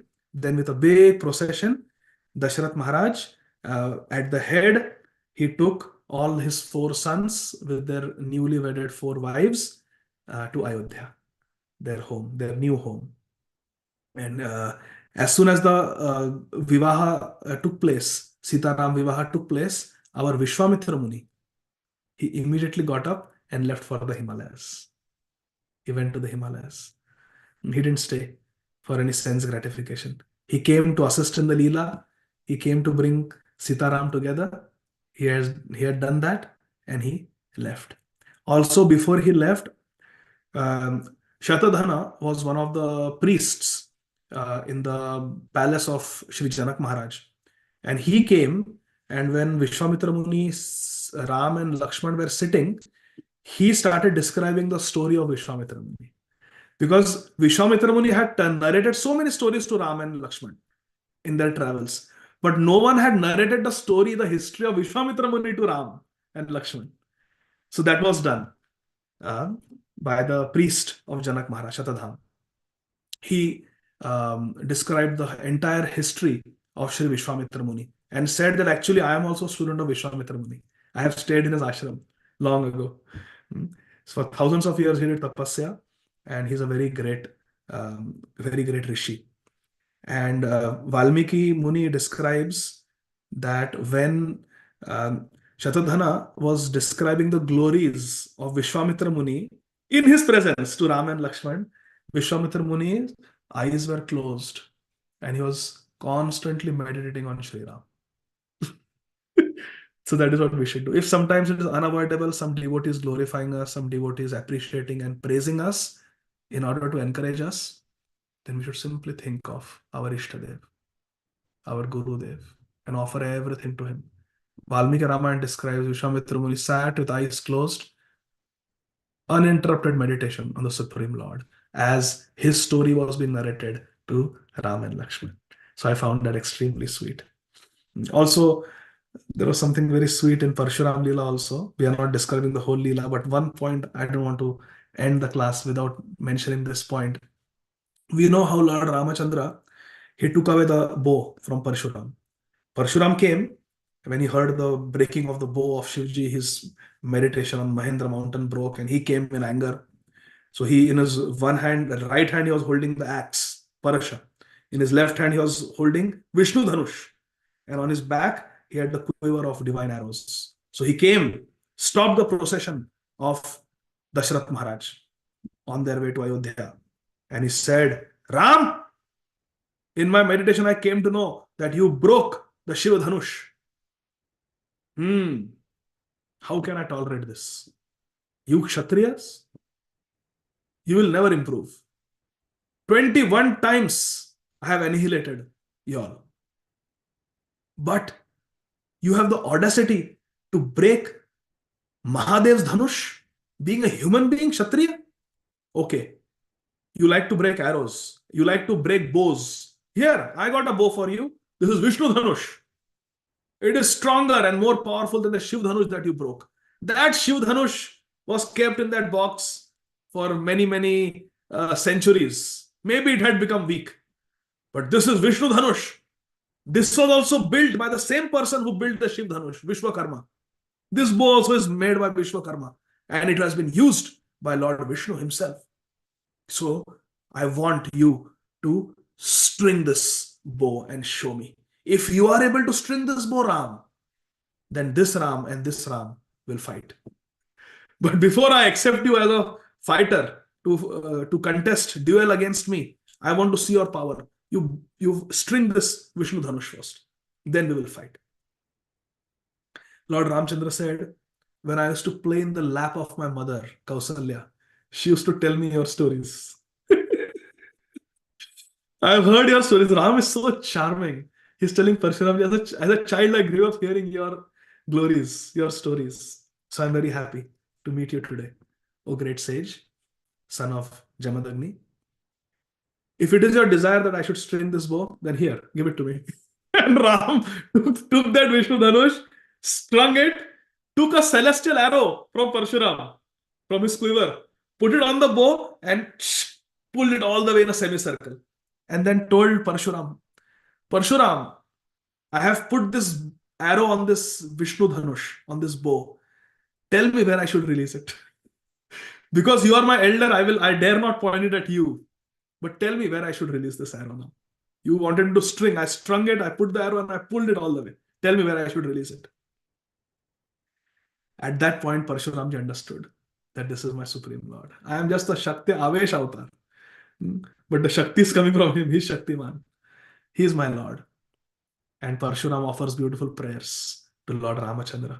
And he offers obeisances. But Lord Ramachandra is such a darling. Lord Ramachandra is so sweet, so sushil, that Lord Ramachandra did not let anyone see this drishya where Bhagwan Parshuram is offering him obeisances. When Parshuram came and he challenged Ram, everyone, including Dasaratha Maharaj, they became so overwhelmed that they all fainted in fear. That just now the wedding has happened, now Parshuram will kill Ram. And in that anxiety, they all became fearful and they murchit hoke gaye. They were all passed out. Only Vasishtha Muni was standing. Everybody else, all the soldiers, all the ministers, including Dasaratha Maharaj, they all became unconscious and they could not see this. So when Lord Ramachandra asked Parshuram, where should I release this arrow? Tell me. Parshuramji offered beautiful prayers to Sri Ram, glorifying him as the Supreme Lord, glorifying him as the source of his very strength. And then Parshuram spoke to Lord Ramchandra and said, my dear Sri Ramachandra, release this arrow at my false ego. Release this arrow at my pride. Destroy my ahankar. Destroy my pride. Destroy my anger with this arrow. And saying this, Lord Ram Chandra released the arrow, and Parshuram wahan se antardhan ho gaye. Parshuram ji also disappeared from that place. He went back to his mountain dwelling to continue with his tapasya, but now completely humbled. And after that, Parshuram ji never picked up any weapons. Therefore, Lord Ramchandra is called Jama Jagna Jit, one who won over Parshuram, one who defeated Parshuram. Huh? And when Parshuram was gone, Dasaratha Maharaj, all the ministers, soldiers, they came back to their external consciousness. They asked Vashishta Muni, what happened? What happened? What happened? And Lord Ramchandra said, Pitaji, my dear father, don't worry. I was able to pacify Parshuramji, and he went. But Lord Ramchandra did not let anyone see how he defeated Parshuramji. So this is our Ram. Very humble, very sweet, very gentle, and always the protector, kind protector of all the devotees. Shri Sita Ram Ji ki Jai. Nitai Gaur Hari Bol. Jai Jai Shri Radhe Shyam. Thank you very much, dear devotees. Hare Krishna. Jai Srila Prabhupada. Hare Krishna, Prabhuji. Thank you so much for the very, very, very wonderful class. Prabhuji, do you have time for questions? Maybe we can take 2 questions because 2 hands are raised. Yes, Prabhuji. Thank you so much for the very wonderful class, starting from, the birth of Lord Ram up to, him going to the forest with Vishwamitra Muni and ending with the suite of Parashuram. So thank you so much, Prabhuji. So Divya Mataji, please go ahead with your question. Hare Krishna, Prabhuji. Hare I Krishna. had a question about this one very famous chopai of Ramcharitamanas. And if you can explain the translation, it's Mangala Bhavana, Mangala Hari, Dravahu Sudarshanata Ajira Bihari. I hear it all the time, but I don't know what it means. I can I can share it in the group because I'll also get the lyrics and I can share it with you. Or if you're on the WhatsApp group, I can share it with Priti Vilasini Mataji, and she can share it in the group. If you speak it slowly, then I can try to translate also. Mangala Bhavana means Shri Ramachandra is the abode of all divine auspiciousness. Amangala Hari means he Sarva Amangala Hare iti Hari. Sri Chaitanya Charitamrita also describes that Lord Ramachandra is the destroyer of all inauspiciousness in the life of the devotee. He is the source of all auspiciousness. He is the abode of all auspiciousness, Mangala Bhavana, Amangala Hari, and he is a destroyer of all inauspiciousness in our life. Bhajahu Dasaratha Sutta. He is I worship the son of Shri Dasaratha Maharaj. Achira Bihari. I think that means that he is the eternal Supreme Lord who performs pastimes with his devotees, Bihari. He always eternally performing pastimes with his devotees. But I'll have to see the exact chaupai to be able to. Is that okay, Mataji? Divya Mataji?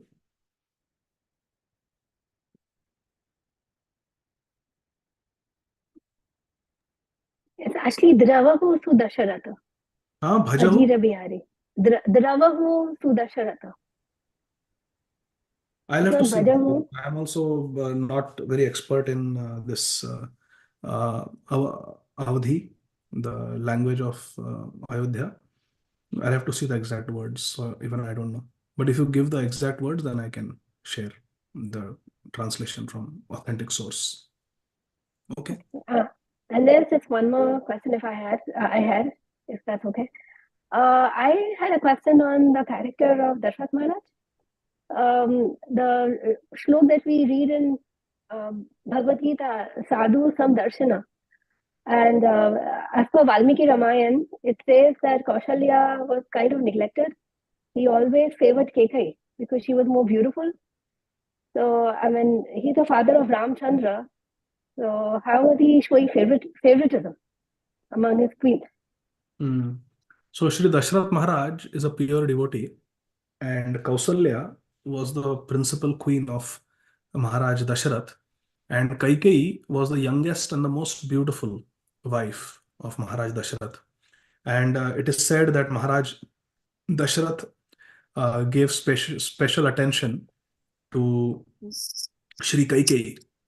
And this is because the Rama Leela or Krishna Leela or Gaura Leela, they are the wonderful pastimes of the Supreme Lord. Leela, Janma Karma Chame Divyam, Evam Yuviti Tattvataha. They are the supreme pastimes of the Supreme Lord. At the same time, they are very relatable to us, conditioned souls, and therefore they contain examples which are very instructive to us in our day-to-day life. If everybody in Krishna Leela, Ram Leela, Gaur Leela are just pure devotees, manifesting no weaknesses, then what lessons can we learn from them? Everything is perfect. Everyone is a pure devotee. Everyone is perfect. There are no mistakes. So there are no practical lessons for us to learn. But in the divine pastimes, we see pure devotees who are definitely the personification of Vidya Vinaya Sampanne, Brahmane Gavihastini, Shunichaiva Swakachaiva, Panditaha Samadarshina. Dasharath Maharaj is certainly the personification of this, Samadarshina. He is Samadarshi. But in this Leela, he shows the weakness of favoring one wife over another for some mundane qualities like physical beauty and youth, to teach us the pitfalls of lust, to teach us the pitfalls of bigotry, to teach us the pitfall of nepotism, to teach us the pitfall of favoritism and getting attracted by superficial, mundane qualities which are temporary and have nothing to do with Paramartha. To teach us this lesson, Dasharath Maharaj showed that weakness, even though he does not have that weakness. To show the problem of hunting, Dasharath Maharaj manifested the pastime by killing accidentally Shravan Kumar. So these characters, they teach us, even though they don't have that weakness, they manifest that weakness in the Leela as actors in Krishna's script to teach us lessons. Why Srila Sanatana Goswami will contemplate suicide? Why Shri Murari Gupta will contemplate suicide? Both of them are pure devotees. Shri Murari Gupta is Hanumanji. Shri Sanatana Goswami is Lavanga Manjari. We know that committing suicide is adharmic. It is against the principles of religion. Then why someone like Sanatana Goswami will actually contemplate? He had a full plan in place. He didn't just have suicidal ideations, as we say in the medical terminology, but he had a plan. I will throw myself under the giant wheel of Jagannath's Rath and I will give up my body. Murari Gupta kept a knife to slit his throat. They all had plans. Now, Murari Gupta is not suicidal, and Sri Sanatana Goswami is certainly not suicidal. But they manifested that weakness so that we can derive this very practical, glaring example as an instruction that we should never contemplate suicide. No matter how difficult the situation is, committing suicide is always wrong because we are taking the position of Krishna by ending a life. We don't have a right. Krishna is Vidhata. Krishna decides when we take birth and when we die. Maro bhi rakho bhi jo ichha tohar. Nitya dasa prati tua adhikar. That is a Siddhanta. So all these pastimes are there, but they are simply weaknesses shown by these Ragatmika Bhaktas, these Nitya Bhaktas, like Srila Sanatana Goswami, for example, to teach us lessons that are very relatable, very relevant to us. If everything is about Manjari Bhav, everything is about the Nikunja Leela, we cannot even relate to that in our present conditioned state. So Ram Leela, Gaura Leela, Krishna Leela, there are many examples of the Nitya Siddha Bhaktas like Dasharath Maharaj apparently showing some weakness, but that is simply to teach us. Even Lord Rama Chandra showed weakness to teach us. When he saw Jatayu, his wings cut off, lying in a pool of blood, his body completely maimed by the unforgiving attacks of Ravan and Sita ji nowhere in sight. Lord Rama Chandra came to the preliminary conclusion that Jatayu had eaten up Sita ji. And he drew an arrow and pointed it at Jatayu. That you vulture, you took advantage when I was not there, when Lakshman was not there. And you were so hungry that you ate up my Sita. Wait, I will dispatch you to the abode of Yamraj just now. Lord Ramchandra also showed this weakness in Sri Valmiki Ramayana. Why? To teach us the lesson that we should not jump to conclusion just based on prima facie evidence. We must investigate. We must communicate in order to understand what really happened. Just looking at superficial things, we should not jump to conclusions. To teach this Siddhanta, to teach this important lesson, Lord Ramachandra also manifested a weakness. So the different characters in Ram Leela, Krishna Leela, Gaur Leela, even though they are Nitya Siddha perfect devotees, they manifest certain weaknesses simply to teach us lessons out of mercy upon us. Because we need to hear them. Is that okay, Divya Mataji?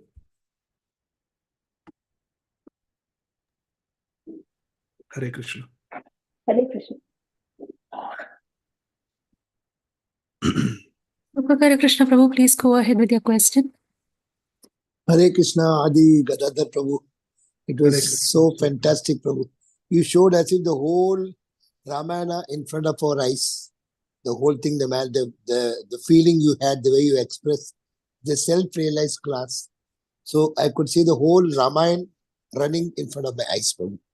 So I have got one question, Prabhu. Today morning I was hearing this Ramayana from another devotee, and she said that actually we always think that Kaikeyi was brainwashed by mantra and all, but actually Ram Chandra went to Kaikeyi and he requested that, Mate, do you really love me? She said, yes, I love you. Will you do whatever I say? Yes, I will do anything for you. But I will tell you something which will bring you down. You will become so bad in front of everybody.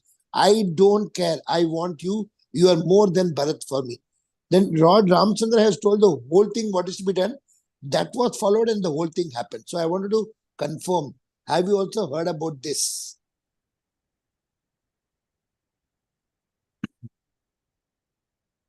Mother Kaikeyi is a pure devotee.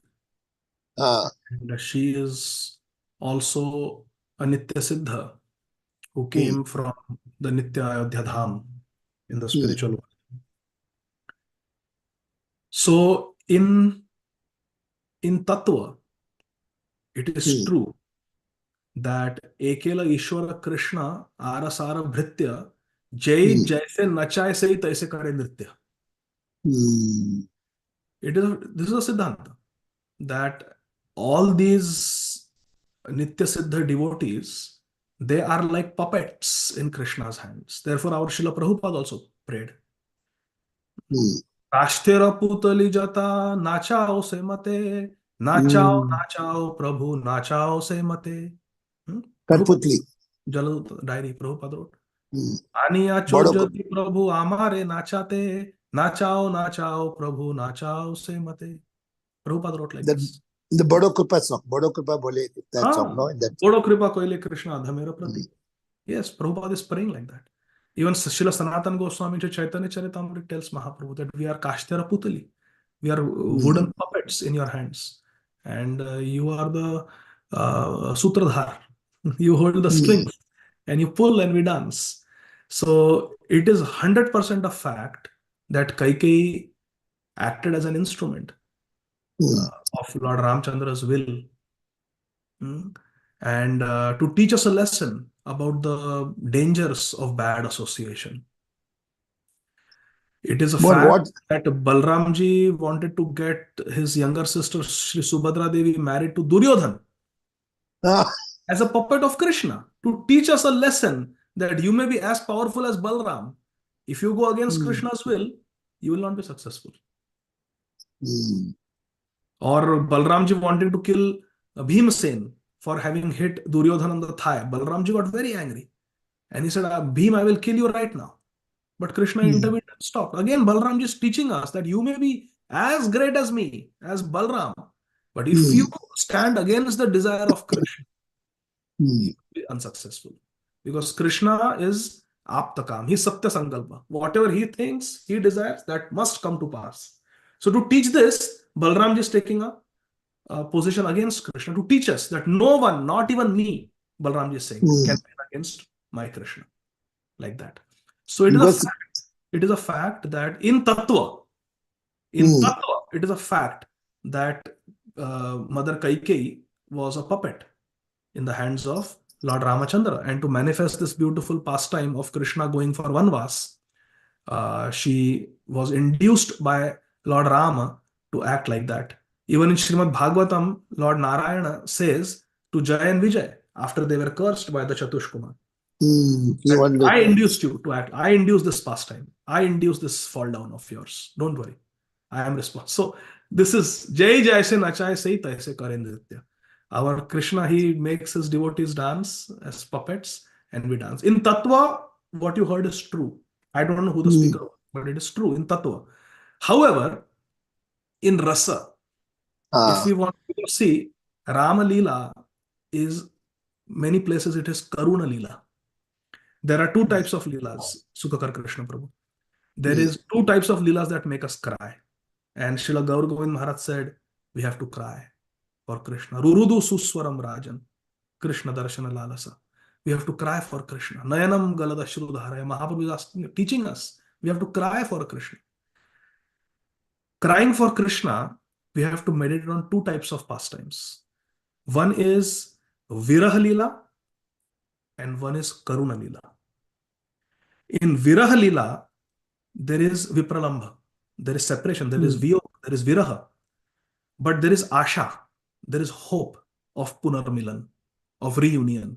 There is hope of reunion in Viraha Leela. For example, Krishna leaving Vrindavan. He promised, I will come Parso. I will come day after tomorrow. So he took 100 years to come back. He came back after killing Dantavakra. But he did come back. And they also met in Kurukshetra after many decades. So Viraha means there is separation, but there is hope of Punarmilan. There is hope of reunion. That is Viraha. But then there is Karuna Leela, where there is separation, there is Viraha, but there is no hope of reunion. And both the pastimes make us cry. Viraha Leela makes us cry, and Karuna Leela makes us cry also. Now, if we want to relish Shri Ramayana, and we want to relish the different rasas, there is the Milan ras, there is the Viraha ras, there is the Karuna ras, there is a Hasya ras, there is a Virya ras. If we want to relish the rasa of the Leela, so in Ramayana, Ram going for 14 years for Vanvas, that is Viraha Leela. That is Viraha Leela. Because Kaikeyi, Kausalya, everybody is crying now.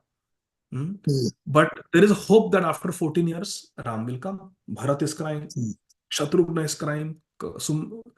Sumitra is crying. Kausalya, Kaikeyi, they are crying. They are experiencing what is called as Viraha Leela. But Dashrath Maharaj, the Viraha Leela became so strong that Ram, Ram, Ram, Ram, Ram, he was chanting Ram Nam and he gave up his body.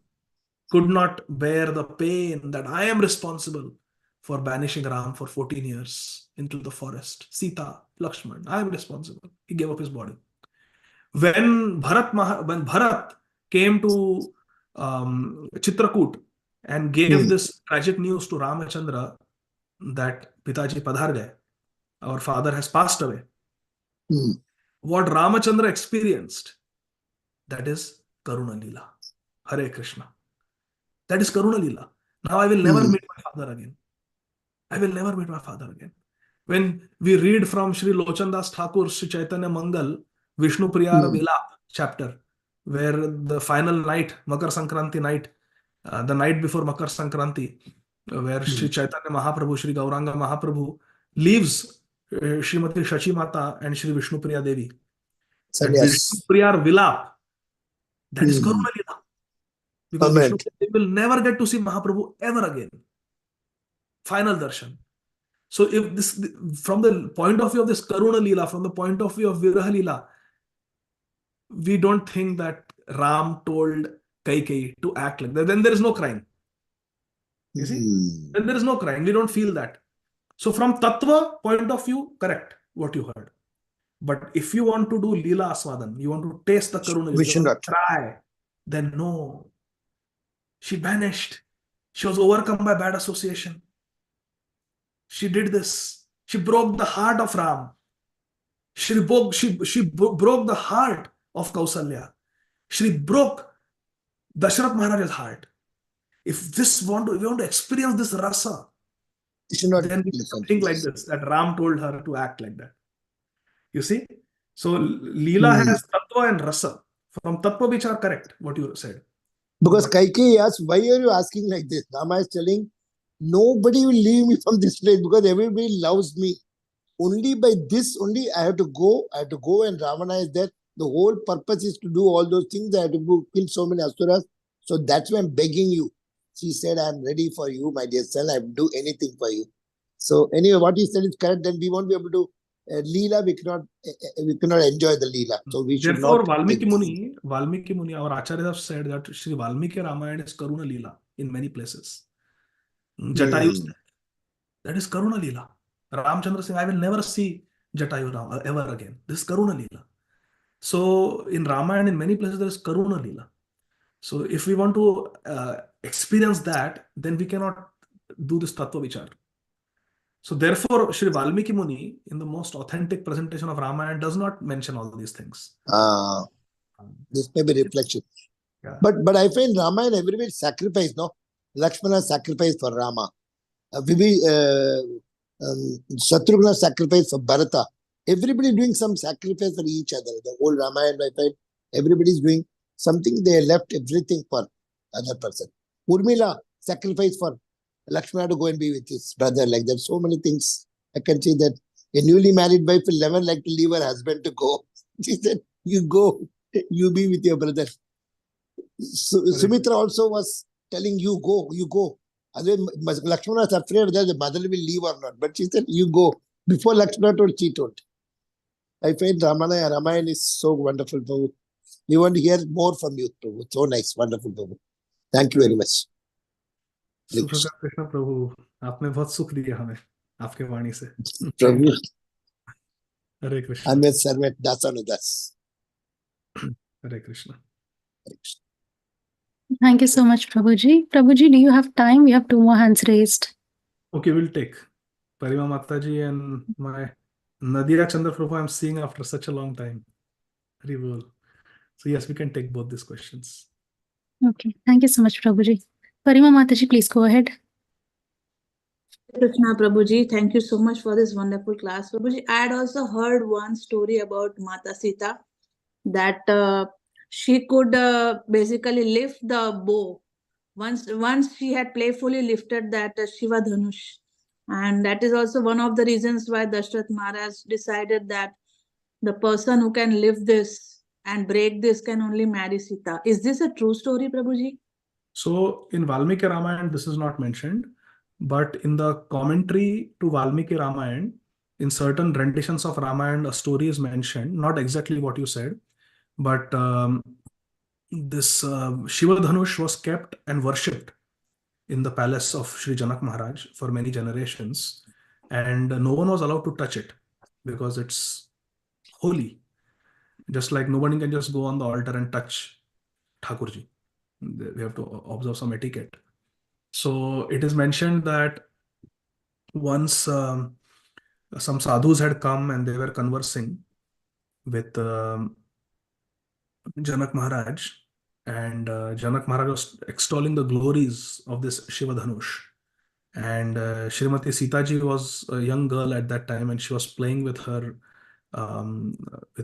attendants, with her friends, female friends, the ball, and the ball went under the cart or something. So with one hand she pushed the cart, which took thousands of men to move, With one hand, she pushed the cart and got the ball and started playing. So Janak Maharaj understood that she is no ordinary girl. But at the same time, one of the sadhus spoke a curse that because she moved the dhanush like that, so playfully, she will get married, but she will have to bear separation from her husband. Oh. Again, this is Oh. just the Leela. Krishna is independent. Abhidnya Swarat, he's Swarat. He is not dependent on anybody's curses. But to manifest Leela, this is there. So this is mentioned in certain renditions of Ramayana. And if you go, ISKCON Kanpur has, so not ISKCON Kanpur, beg your pardon, IIT Kanpur. IIT Kanpur has done the full original Sanskrit verses of Ramayana with Anvay and translation. And in some places there is commentary. It's on the internet. If you type Valmiki Ramayan.net or something, it will show up. So it's the original Valmiki Ramayana with translation, and there is some commentary. So when you read this section of Balakand, this commentary, in the commentary, this is mentioned, that what I told you about Sita ji just playfully moving the cart away, not the bow itself, but the cart away. And but I have also heard from some speakers this version that she picked up the bow playfully, but I have not come across that in any shastra. Is that okay, Parima Mataji? Yes, Prabhuji. Thank you so much for the But what Valmiki Ramayana describes is Shripad Narad Muni's prophecy to Janak Maharaj that your daughter is the goddess of fortune and her eternal husband is Lord Vishnu. That's when Janak Maharaj decides that I will keep the bar so high, the standard so high, that only Vishnu will be able to marry her. And he says that one who can lift up the Shiv Dhanush and string it, that person can marry her. So like that. So Narad Muni was expensive. So Prabhuji, the Valmiki Ramayana is considered to be the most authentic, right? 100%. Every other rendition of Ramayana is based on Valmiki Ramayana. Okay. So we should actually just follow by what Valmiki Ramayana says. Thank you, Prabhuji. Hare Krishna. No, wait. Hare Krishna. So, yes, Valmiki Ramayana is the original, most foundational rendition of Ramayana. But then there is also a verse in Bhavishya Puran where it is said that Valmiki Muni himself came as Goswami Tulsidas ji. And I can share that verse with you also. Sure, Prabhuji. Valmiki Muni himself came as Goswami Tulsidas ji and he gave Ramcharitmanas. So Ramcharitmanas also is authentic. Adhyatma Ramayana is also authentic. Then in South India, there are some versions of Ramayana which are also to be respected. So the most authentic, for example, if one may say that Sri Chaitanya Bhagavat is the only authentic source of Sri Chaitanya Leela. It is the original, it is the only authentic. It is the original, it is the first biography of Sri Chaitanya Mahaprabhu, yes. But then there is Sri Chaitanya Charitamrita also. Are you going to discount it? So for me, Goswami Tulsidas Ramcharitmanas is like Chaitanya Charitamrita. It is ras. And Sri Valmiki Muni's Valmiki Ramayana is like Sri Chaitanya Bhagavat of Sri Vrindavan Das Thakur. It is very authentic description, and it's the foundational. And just like Sri Krishnadas Kaviraj Goswami always gives credit to Sri Vrindavan Das Thakur, to Sri Chaitanya Bhagavat throughout Chaitanya Charitamrita. Similarly, our Goswami Tulsidas ji also, he gives all credit to Valmiki Muni. And but Sri Chaitanya Charitamrita is the book that makes us mad for Sri Chaitanya Mahaprabhu. It's overflooded with rasa. The number of people that have become mad for Ram by reading Sri Goswami Tulsidas ji's Ramcharitmanas, you cannot even count. In fact, I was talking to one Prabhupada disciple was saying that in all he's PhD scholar, very, very great devotee. And his research is in poetry, kavya. And he was saying that honestly, after studying so many poetries, my conclusion is that this world has never seen a poet of the caliber of Goswami Tulsidas. He's perhaps the greatest poet that ever walked on this planet, Goswami Tulsidas ji. in terms of his devotion, in terms of the rasa that he has given. So we should very much respect Goswami Tulsidas' Ramcharitmanas, but at the same time we understand that Sri Valmiki Muni's Valmiki Ramayana is the original foundational description of Sri Ram's pastimes. Just like Sri Chaitanya Bhagavat and Sri Chaitanya Charitamrita. Then there is Chaitanya Mangal, there is Sri Chaitanya Mahakavya. There are so many biographies. There is a description of Sri Chaitanya Mahaprabhu in Sri Nabhadas's Bhaktamal also. So they are all authentic descriptions. We respect all, but we understand that the foundation is Valmiki Ramayana. Like that. We should not disrespect. We should not fight. Hey, Valmiki Ramayana aisa diya hai. Hey, this Lakshman Rekha is not mentioned in Valmiki Ramayana. So we don't Yes. in Lakshman Rekha. That is fanaticism. We should not Prabhuji, even. but Prabhuji, why is there this difference? Like in one it Why is there should mentioned. not be difference. Hari Katha, Hari Ananta, Hari Katha Ananta. Why there should not be difference? There should be difference. There should be variety. Every Acharya is unique. Every Manjari will make a different garland. Radharani doesn't say, hey, Rupa Manjari, Rati Manjari, why your garlands are different? The same pattern, same garland you make. No, Navam. It is different. The Leela is happening in different ways. Different Acharyas in their heart, the Leela is playing. Prabhupada saw Advaita Acharya with Dadi. Saraswati Thakur says Dadi nahi hai. In Gaudiya Math, they don't keep Advaita Acharya with Dadi. Beard. Yeah. So even though Chaitanya Bhagavat describes that Advaita Acharya touched his beard. So Srila Saraswati Thakur says Advaita Acharya is not some Babaji that he is Vishnu. He will not grow a body. But our Prabhupada saw in his meditation that Advaita Acharya has a beard. Maybe it was Chaturmas and Advaita Acharya had grown his beard. Who knows? Prabhupada is the only Acharya who says that Advaita Acharya had beard, and therefore in ISKCON Pancha beard. Nowhere in Gaudiya Math there is beard. So why? This is not weird. This is variety of the spiritual world. We should celebrate it, not fight over it. Okay? Thank you so much, Prabhuji. Thank you for your wonderful class. Hare Krishna. Hare Krishna. Nadia Chandra Prabhu, last question. How are you, Prabhu? Hare Krishna, Prabhu. Dandavat Pranam, Maharaj Dasaratha. It's wonderful to see, Prabhu, all of you. Yeah. I have two questions, Prabhu. One is related to this class and one is personal question. And one in the story, the ancestor of Janak Maharaj, he had fought with the demons, right? So that time, did he use this same bow or? No.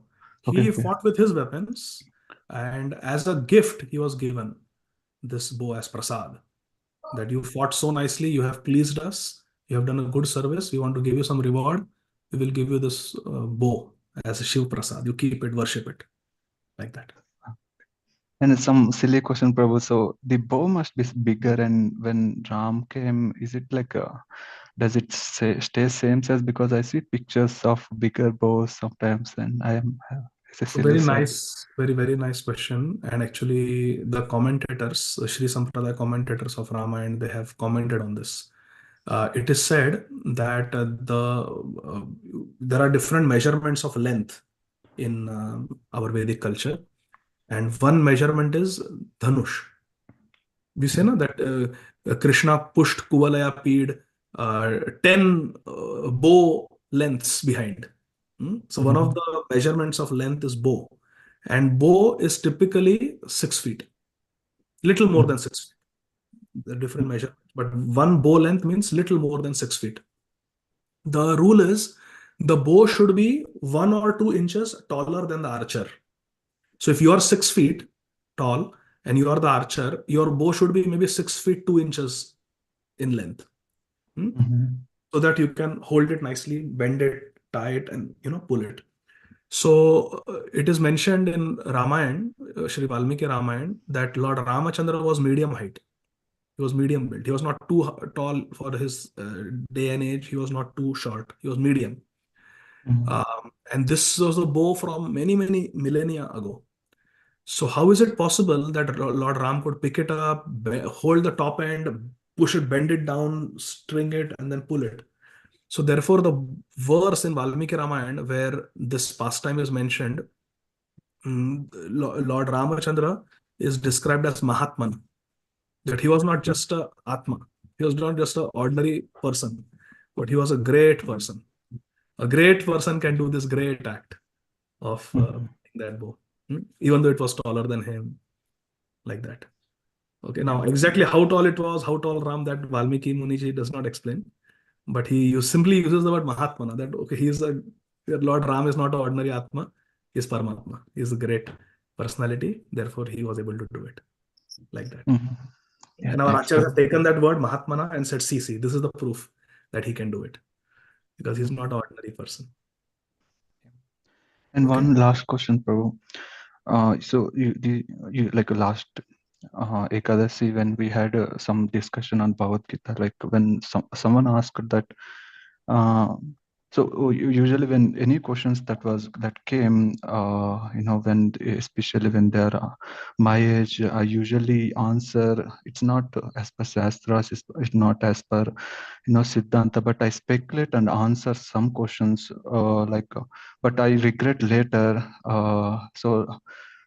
The conversation sometimes go in such a way that it's not at all related to the subject matter, but I feel regret. So what should my consciousness should be, or should I not bring up? Usually if I want to preach anything, I prepare, let's say Prabhupada class, I write down notes, and I don't want to deviate from any of these. But sometimes, most of the times I deviate, but how can I prepare, Prabhu, and should I speculate or not? Could you give me a suggestion, please? Yeah. So generally, one should not speculate. We should speak what is mentioned in the Shastra. We should speak what is mentioned by our Guru, and we should speak what is mentioned by the sadhus. Guru, sadhu, Shastra. We should not speak anything outside of this.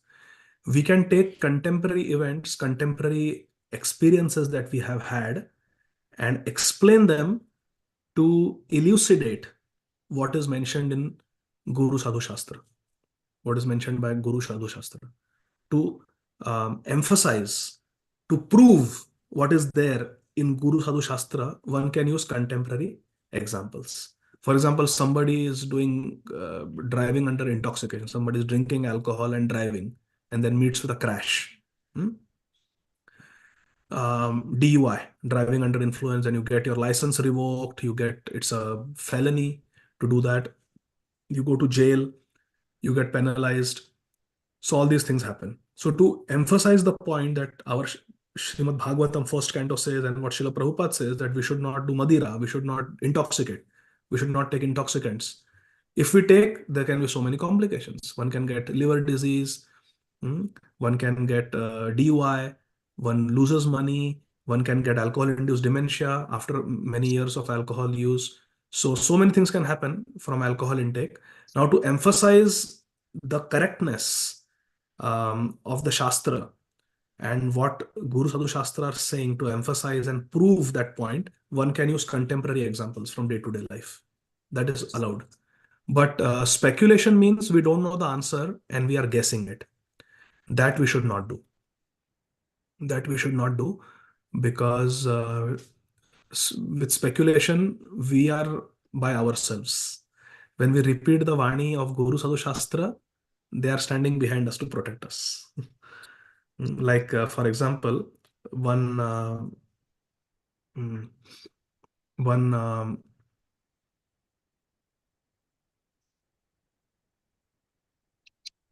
maybe the example should not be spoken publicly, but to suffice it to say that when we speak in line with Guru Sadhu Shastra, we repeat the words of Guru Sadhu Shastra, their full potency is behind us. When we speculate, we deviate and we speculate, we are by ourselves.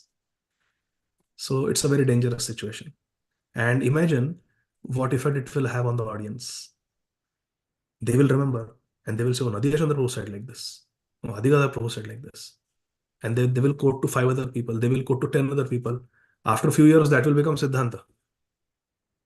Everybody is speaking that story. Nobody knows where the story came from. You see? So therefore, I was giving a class in North Carolina last year. And I was telling the story of Shyam Sundar Prabhu asking George Harrison money on behalf of Srila Prabhupada for the printing of Krishna book. So when I told the story little incorrectly, I said that he asked for money, and then I said the thunder struck the house, and then he asked the money. And then George Harrison said, "Oh, how can I refuse? Here, take $19,000." But actually, Kamalini Mataji, she's Prabhupada disciple. She taught me something very important. She said, "See, Adigadhar Prabhu, now you spoke this katha. So many devotees heard. Now they will go and tell this story to others. Then they will tell others, and the story will spread. The version that you spoke will get propagated. But what you said was wrong." Shyam Sundar Prabhu asked the question, "Can you give money for Krishna book?" Then the lightning struck before George Harrison could answer. And then when the lion came back and they lit the candles and everything was okay, then George Harrison said, "Oh, how can I refuse after that? Take." Whereas I said that the lightning struck, then he asked, and then he said yes. So she said it's a small detail. Mother Kamalini, Her Grace Kamalini Mataji, I thought this was such a valuable lesson for me. She said, "Be very careful. When you tell these stories, be very careful. Quote them exactly how it is in Prabhupada Leelamrit, or how, in the biographies that Srila Prabhupada's disciples have written, or you hear them in the memory. You hear them attentively, hear them again if you are getting the details wrong, but get the details right. Because with time, it gets more and more distorted, and then ultimately sometimes even the Siddhanta may change. And therefore Prabhupada said that don't believe what Prabhupada said this, Prabhupada said that. Prabhupada said, don't believe it unless you hear it in a class or you read it in my books. Prabhupada said this. Because so many people say so many things. Prabhupada said that. So we have to guard against it. We have to keep our parampara very authentic and very pure. Therefore, we should stick to Shastra, stick to Guru, and stick to the bona fide sadhus. And nothing more is required. We should not speculate. Always remember, whatever you speak, it will stay with the audience. They will tell it to others, and it will get propagated. So whatever we speak, every story should be authentic, and it should be based on Guru Sadhu Shastra. That is our responsibility, our sacred duty, to make sure that we just repeat Guru Sadhu Shastra. Okay? Hare Krishna. So thank you very much, dear devotees. Sorry for the very long class. Let me quickly see if there's any question in the... I don't see any major question in the group chat. So maybe we can stop here. Darshini Mataji, okay to stop? Yes, Prabhuji. If no one has any reflections or questions, we'll pause the class here for today. Thank you so much, Prabhuji, for presiding over the call and enlightening us on Sita Ram Kalyanam. I'm sure all of us relished the katha, and we were all in the pastime during the entire, I think now 2 hours. So thank you so much, Prabhuji, for taking us through Ayodhya and through all the pastimes. So thank you so much for presiding over the call, and we hope to have your association again and again. I would like to offer my obeisances to all the devotees on the call.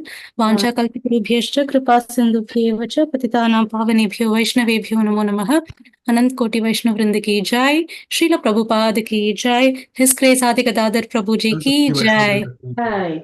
Thank you very much. Hare Krishna. Thank you so Jai much, Srila Prabhuji. Prabhuji, Hare Krishna, very nice. Krishna. Sita Kalyanam.